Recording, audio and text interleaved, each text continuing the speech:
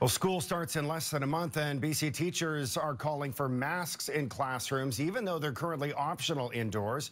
Dr. Bonnie Henry says that and other measures are being considered as, again, cases continue to rise. But is it enough to keep kids safe? CTV's Binder Sanjan now on what the experts think. As COVID-19 case numbers rise due to the Delta variant, so too does anxiety around kids under 12 who can't be vaccinated. What we're seeing in other jurisdictions is the virus being passed more readily amongst children than the original COVID-19. So we think masks need to be mandatory across the board.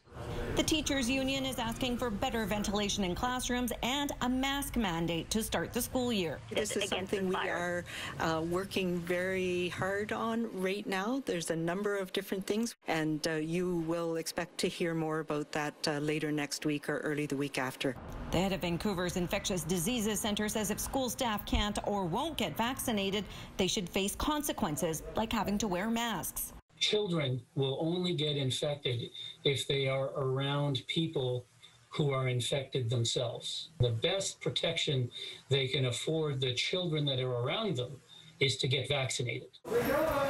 The Canadian Medical Association is advocating for smaller class sizes as well as ventilation measures and masking to minimize how many kids get sick. And it's not only the short-term effects of COVID, it's also the longer-term impacts, things like long COVID, things like the multi-system inflammatory disease. These are serious things that can leave children disabled long-term, and that's not something to ignore. In some U.S. states like Louisiana, a growing number of kids are getting sick with COVID-19.